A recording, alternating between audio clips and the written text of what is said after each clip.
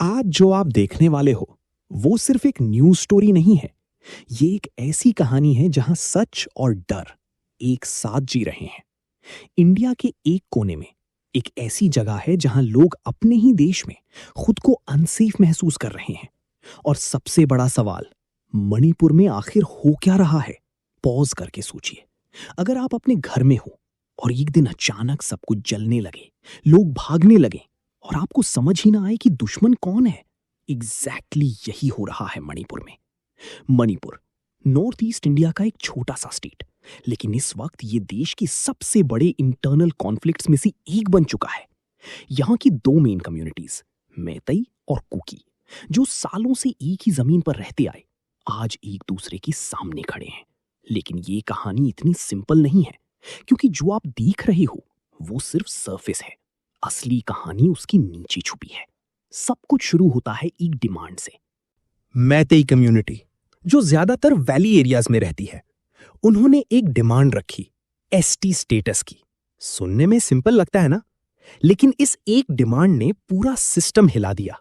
Cookie community, जो हिल areas में रहती है, उन्हें डर था कि अगर मैतेई को एसटी स्टेटस मिल गया तो उनकी जमीन, उनका हक, सब कुछ खतरे में आ जाएगा। इसलिए कुकी भी मैतेई को एसटी स्टेटस ना देने की प्रोटेस्ट करने लगा। और फिर जो सिर्फ एक डिमांड थी, वो धीरे धीरे प्रोटेस्ट में बदल गई।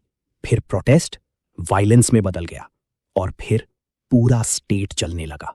मई 2023, एक ऐसा वक्त जब मणिपुर ने अपनी सबसे डार्क रियलिटी देखी।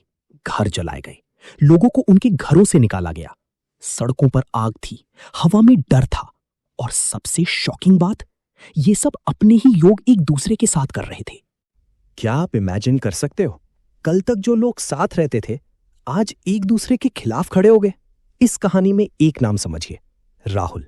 राहुल कोई पॉलिटिशियन नहीं है, कोई एक्टिविस्ट नहीं है, बस एक नॉर्मल स्टूडेंट है मणिपुर का।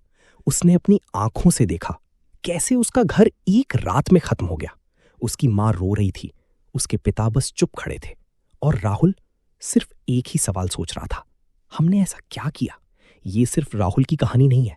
ऐसे हजारों लोग हैं जो इस कॉन्फ्लिक्ट में सब कुछ खो चुके हैं। लेकिन ये सब इतना जल्दी कैसे बढ़ गया? यहां आता है असली टेंशन। मणिपुर का ज्योग्राफी ही कॉन्फ्लिक्ट का एक बड़ा रीजन है। वैली और हिल्स दो अलग दुनिया जैसे हैं, और जब आइडेंटिटी पे थ्रेट महसूस होता है तो इंसान सबसे ज्यादा अग्रेसिव हो जाता है। यही हुआ मणिपुर में। इंटरनेट शटडाउन हो गया, कम्युनिकेशन रुक गया, और बाहर की दुनिया को सच पता ही नहीं चल रहा था। सोचिए, अगर आपकी आवाज ही बंद कर दी जाए तो आप अपनी कहानी कैसे बताओगे? इसी साइलेंस में काफी कुछ हुआ जो शायद कभी ऑफिशियली सामने नहीं आएगा। और फिर आया एक टर्निंग पॉइंट, एक वायरल वीडियो जिसने पूरे देश को हिला दिया। उस वीडियो ने वो दिखाया जो लोग छुपाना चाहते थे, और उसके बाद पूरा इंडिया एकदम से मणिपुर की तरफ देखने लगा। लेकिन सवाल यह है, क्या सिर्फ देखना काफी है? अगर आप राहुल की जगह होते तो आप क्या करते? अपने घर के लिए लड़ते या अपनी जान बचाकर भाग जाते? ये डिसीजन उतना सिंपल नहीं है जितना हम सोचते हैं। आज भी मणिपुर में टेंशन खत्म नहीं हुआ। सिक्योरिटी फोर्सेस डिप्लॉयड हैं, कर्फ्यू लगता रहता है, लोग कैंप्स में रह रहे हैं, अपने ही स्टेट में रेफ्यूजीज बनकर। और सबसे बड़ी बात, ट्रस्ट कंप्लीटली टूट चुका है। तो क्या ये कॉन्फ्लिक्ट सिर्फ एसटी स्टेटस का है, या फिर ये सालों से चलता आ रहा एक साइलेंट टेंशन है जो अब एक्सप्लोड हो गया? क्या ये सिर्फ दो कम्युनिटीज का क्लैश है, या इसके पीछे और भी फोर्सेस हैं जो इसे कंट्रोल कर रहे हैं? ये सिर्फ शुरुआत है, क्योंकि जो आपने अभी देखा वो बस एक ओवरव्यू था। अगले एपिसोड में हम जानेंगे कौन है मीती और कुकी, और क्यों उनके बीच इतना गहरा कॉन्फ्लिक्ट है। तब तक एक बात याद रखिए, हर न्यूज के पीछे सिर्फ फैक्ट्स नहीं होते, वहां इंसान होते हैं, उनकी कहानी होती है, और उनका दर्द होता है। और मणिपुर अभी भी वो दर्द जी रहा है।